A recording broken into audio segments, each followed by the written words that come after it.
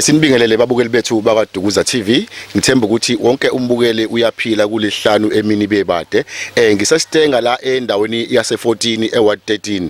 Size ngodaba lika sisi lo wakaDube ekade sichazile ukuthi sicela ukuthi bonke abantu abawumphakathi noma abamakhansela abafisa nje ukuthi bafike besibize bezobona kubebona ukuthi ikuphi abangakwenza. So sithole ucingo kwenye yeyinsizwa engicabanga ukuthi mhlambe ikuzo lezi eyila ezi ward committee, not ward committee but ward committee efiyase ward 13 yase ward 13 khona la e14.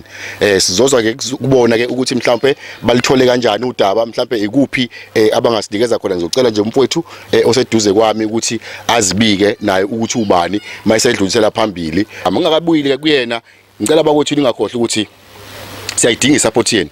Isupport yenu it's all about ukuthi nje usubscribe, ulike, ucomment ukuze sikwazi ukuthi kwicomment yakho sizosebenzela kuyona ukuthi ikuphi la esingenzi khona kahle. Ngibonga nje kakhulu babukeli bethu nisubscribe.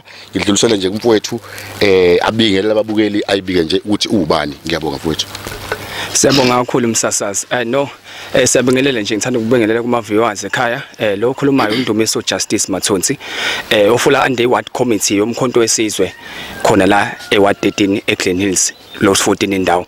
No, babukele isinto kakhulu indaba yala ekhaya. Sithe nje nathi masiyizwa sathi no asondele kakhulu.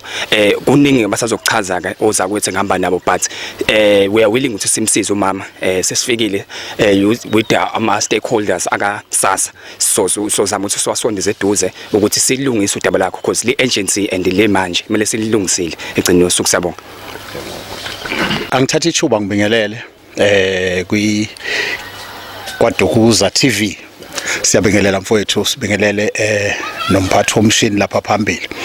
Ngibingelela abafowethu engihamba nabo, ngibingelela ikhaya lekhaya umama uMadube esize ngaye lapha. Lo khulumayo uWiseman umzikayise wakaNtenga khona la eWard 13 chairperson we-interim structure ye-MKP. So sithe masizwa nathi kuhlatshwa umkhosi wokuthi kunesimo esifana njengalesi, sase sihlanganisa amakhanda njenge structure se-MKP la interim structure. Sase sithi nathi kuzomela siyovela siyobuka ukuthi ngabe kwenzekala ini endaweni sakhile, ukuze nathi sibone ukuthi ikuphi lapho singaphonsa khona isandla ezivivaneni. So sesifikile ke silana njengamanje sizobheka ukuthi thina ikuphi esingalekelelana nakho esimeni esisibonayo esenzakalayo phambi kwethu. Noma ke singeke sithembise izinto ezinkulu, but lokho esoqhamuka nakho siyazi ukuthi kuzoba usizo. Kodwa ke kunezinto enginothisayo since sifikile nje ukuthi uma ungabheka nawe uyabona ukuthi indawo esikuyona ukuthi akusiyona indawo ehleleke kahle ukuthi umuntu okusimo esinjengalesi angahlala kuyona. So sisazothi ke zoom in kulezo zinto ezifana nalezo, sibheke ukuthi yini mhlambe engenzeka working together njengabantu abayaliwe ukuthi asisebenzisane kakhulu nama traditional leaders, sisebenzisane kakhulu nama religious leaders, sisebenzisane kakhulu nabaphathi abakhona nje endaweni esiyakhele eWard 13 ukuze sikwazi ukuthola inqubekela phambili nempumelelo entweni yonke kumele siyenze. So uma ubuka le ndawo esikuyona akuyona indawo engahlala ngiyaphinda futhi umuntu osesimene esinjengalesi. Even ngisho ngathi wakhona umuntu ofuna ukudonate let's say nge-wheelchair, angahamba phi ngale wheelchair endaweni efana nale. Uyabona le ndawo ayikho esimeni esi-right. So mhlambe sizothi zoom in sibone ukuthi yini into engenzeka ukuze kube nosizo mhlambe olumayelana nendawo yokuhlala nje, ngoba indawo akuyona ayikho right. Iyona into ehlisa unyembezi kakhulu uma ubuka isimo esikusona njengamanje. Kodwa ke sisazohlala phansi ke nathi emva ukuthi sesibonile, ngoba sesibuke yonke into, sihlale nabafowethu esibambisene nabo sibukisana ukuthi yini esingaqhamuka nayo, yini esingeyenza ukuze babe sendaweni e-right, bakwazi ukuthi besizakala ngabasizakala ngakho kodwa basendaweni e-right. Angibonga kakhulu ithuba. Greetings to everyone. Firstly, I would love to thank KDTV for the outstanding job that you guys are doing throughout Stanger all wards. Y'all are exposing the poor service deliveries that is happening, the corruption. Y'all are really making a difference in our communities and in our town. And I must say, well done to you guys. I am Lazarus Chetty of Ward 13 MKP Working Committee. Thank you for alerting us what is happening in this area here. And you know, it is saddening to see what we are experiencing here today. It's disturbing. And we as the MK party, we are voluntarily accepting to do this house from our side, voluntary. We will get our sponsors, we will get as much help we can get. We will also be speaking to our people in SASA to ensure that our mother here gets what's due to her. And we will be starting a fundraising drive for this home. And I think that the priority, what we should do now is get the mama out of this home, because she cannot access any ambulance points here.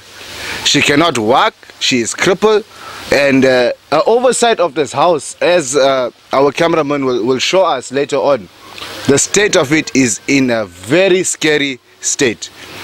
We are tired of empty promises. Our people's water has been cut, but we have thousands of liters of water flowing from leaking pipes. No one addresses that. Service delivery in Ward 13 has been just falling and falling and falling. A good example is how our mother is living here, and we will not accept this. No matter which political party you belong to, today as Lazarus Chetty from the MK party, I challenge each and every political party. Let's hold hands in unity and rescue our mother here today. We will ensure that we will not politicize this year, and we will make sure that each and every political party will not come here 2 months before election to rescue our mother. We will do it this year, yeah. If they are failing, we will do it. That is our promise to this family today. I thank you. Sibonga kakhulu babukeli bethu, sibonga kakhulu ihambeli zethu, siyabonga nje kakhulu bafethu. Babukeli bethu, ngithemba ukuthi nizizweleke abafisa ukuthi bekwenzele umama, ngoba yikho lokhu ebesikucelile ukuthi kungekudala siyazi ukuthi kuzobe kuvotwa, kuzobe kwehla inhlobonhlobo zembalabala zeinhlangano ezihlukahlukene. Besikufisa ke nathi njengoba sike sasho uyakufakazela nanga umfowethu ngapha ukuthi ke bonke bafutha ukuthi bahlangane, kungakhethi ukuthi ubani uqhamuka kuphi, inhlangano eqhamuka kuphi, ngoba egcineni sonke sizithombe kaNkuluNkulu, sidalwe uNkulunkulu, kumele sisizane. Into ebalekile ukusiza umphefumulo womuntu lo osuke unenkinga, ngoba ukuba yileader ngikholwa ukuthi into okufanele uzalwe nayo, ungaqhamuki ngoba usuya eindaweni eziphezulu. Kodwa ke siyabonga, sicabanga ukuthi bonke bazwile, bafortune savulelekile, zonke inhlangano ezikhona zifike zizobona isimo esikhona. Kwase befikile nje, sibonga kakhulu, siyabonga nje kakhulu. uNkulunkulu athele umusa kuleyo ndawo. Usisi nje naye sicabanga ukuthi bamnikeza ithemba elikhulu, ngoba ithemba lakhe selilele kuthina kakhulu, usehluphekile kakhulu, uyalidinga nje usizo lethu bafowethu. Sibonga nje mhlawumbe sisazoke simbone nosisi bembingelele, mhlawumbe sizoxoxa nje kancane. Sibonge babukeli bethu, sangena ngaphakathi.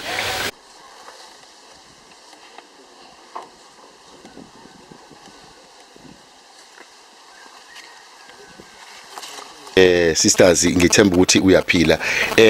Mfowethu ngizoyikhulumela nje sisi before ngikunikeze ukukhulume nawe. UkwaDukuza TV mhlawumbe uzongifakazela. Kuthiwa uNkulunkulu uyashesha ukuzwa, uyaphuza ukuphendula. But sila kwaDukuza uNkulunkulu mawumkholwa uyashesha ukuzwa, asheshe futhi aphendule. He's quick to hear and he's quick to answer. This is what exactly is happening kwaDukuza TV, but only if you believe in him. So mfowethu, imthandazo yakho nenhliziyo yakho siyayibona ukuthi uyakholelwa uNkulunkulu. Lokho kusiza kakhulu ngoba izinto ngendlela ezenzeka ngayo, kodwa ngicela ukuyizwela kuwena nje mfethu nezihambeli zethu, mhlawumbe ubabingelele. Ngibonga. Ngibingelela kubabukeli be-DK TV, bese ngizobingelela wonke amapolitiki asefikile azongibona. Ngiyabonga kakhulu. Bona bayazama ukungisiza, Nkosi yami, ngiyathemba. ngoba ngiyalibona usizo ukuthi hayi liyeza ngiyabonga ngoba sebengisizile kakhulu nabasazongisiza ngiyabonga amen. Babukeli bethu bengizocela nje ukudlulisela kubafowethu nabo bayidlulisele nje amazwi abo kusisi bakhulume nabafisa nje ukukhuluma kuyena noma mhlawumbe abafisa ukukubuza kusisi. Ngiyabonga nje bakhulu mfowethu ungakhuluma nje konke ofisa ukukhuluma kusisi. No siphinde sibingelele futhi kubabukeli emakhaya sibingelele nakwena mama sithi hayi impela lokho esikubonayo lana kusifikelisa ngonyembezi kusifikisa nje ngonyembezi besingazi sina njengomuntu omusha nje nguchairperson wakhona la ebranchini eWard 13 bengazi ukuthi kunomzali ophila ngaphansi kwalesi simo. Ngibonga nakhona iKDM TV ukuthi ifike iKD TV ize nathi la sizobona nangumzali wethu ophile isimo esikanje sithi nje Nkosi yami sizosifaka isandla and I will make sure ukuthi ngiyayilandelela yonke into ngumuntu omusha ngisazokhuluma kubashilo nje ne leadership la eMotherboard ukuthi sizokhuluma nama stakeholders laphana ema-ofisini akasasa ukuthi sikulungisele ngizothiwa ngathi futhi impatient awakayiholi sizokulungisa konke lokho and sizokwenza sure ukuthi njengoba sisulusha akekho umzali la mele phile ngaphansi kwalesi simo lesi sizodila no GNU government and futhi siyamdinga nawe uthi esondele la ezolekelela njengoba sazi ukuthi ngokweloya la eSouth Africa according to disability wonke umuntu une access to a building and transportation. Umbuzo wami uthi ngabe ungena kanjani imoto la endaweni esezantsi emaweni ngabe ingena kanjani and futhi you have access to social grant.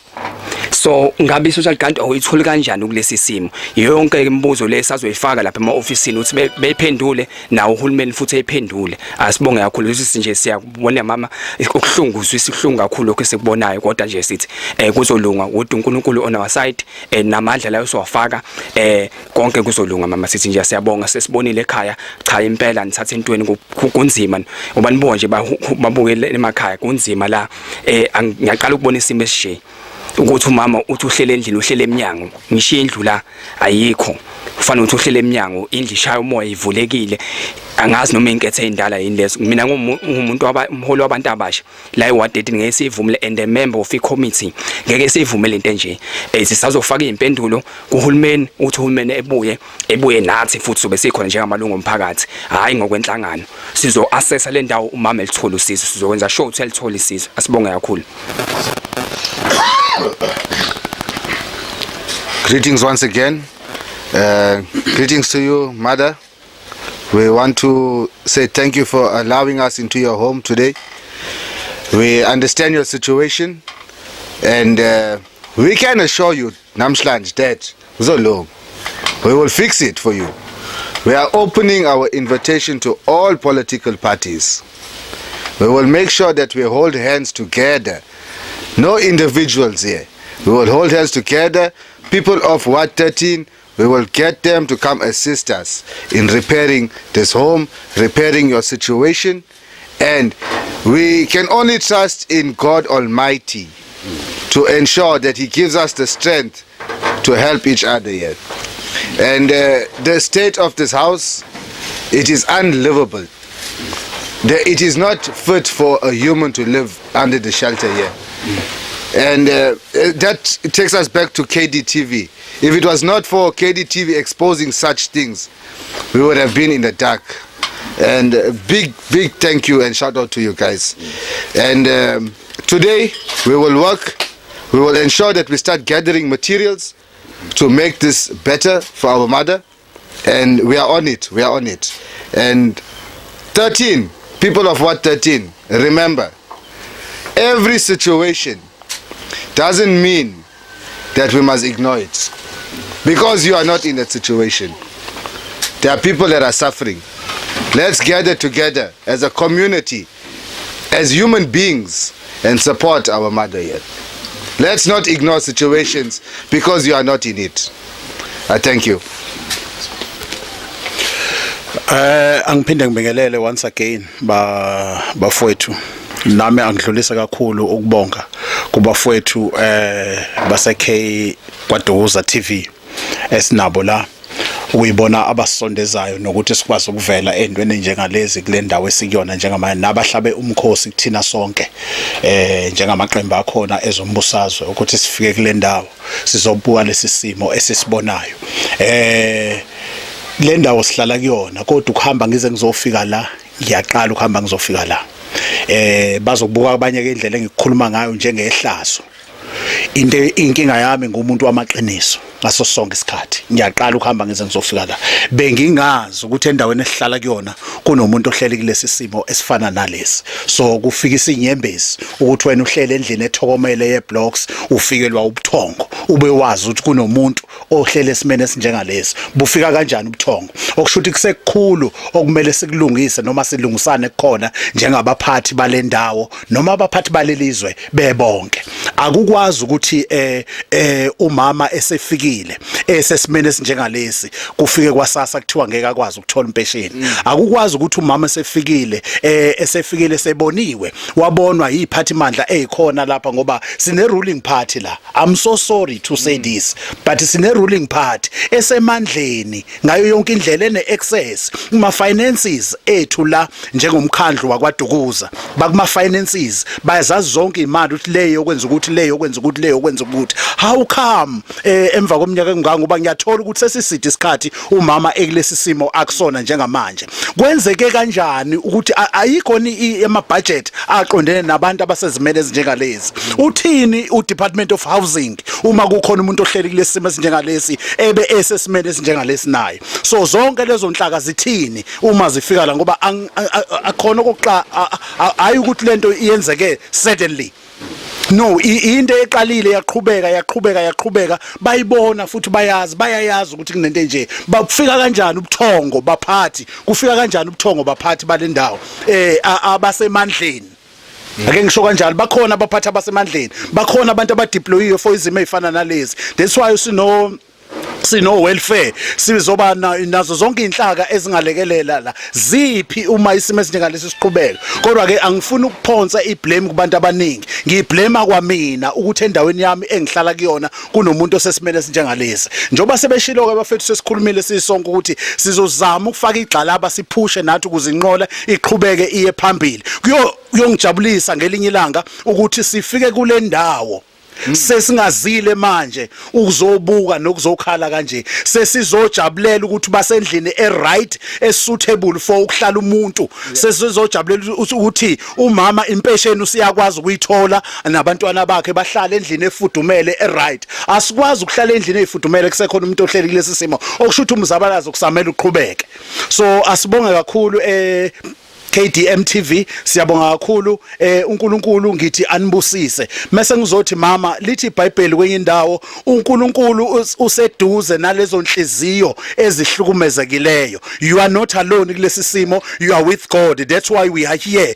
that's why KDTV is here because uNkulunkulu ubonile uthi ngelinye ilanga uma ikhuluma noMoses kubantwana bakwaIsrael uthi Moses ngizwile ukukhala kwabantwana bakwaIsrael so njengamanje ngehlile ukuzobalekelela esimeni ababekusona becindezelwe eGibhite so ngizothi mama nawe uNkulunkulu uzwile ukukhala kwakho inyembezi zakho zeminyaka uNkulunkulu useyizwile noma kanjani we promise you and we assure you and we declare and we decree that usizo uzolithola kusukela manje njoba sesibonile sesizwile ngiphinde ngizogcizelela emazwini kamfowethu uLes Chat ngala ukuthi zonke ema political organization akhona la noma ubani we are extending this invitation ukuthi nanoma ubani ongasiza noma ngabe uqhamuka neblocks noma ngabe uqhamuka nesakhe kaSimende noma ngabe uqhamuka newindi sondele eduze sibuye sizosiza nangumuntu wakithi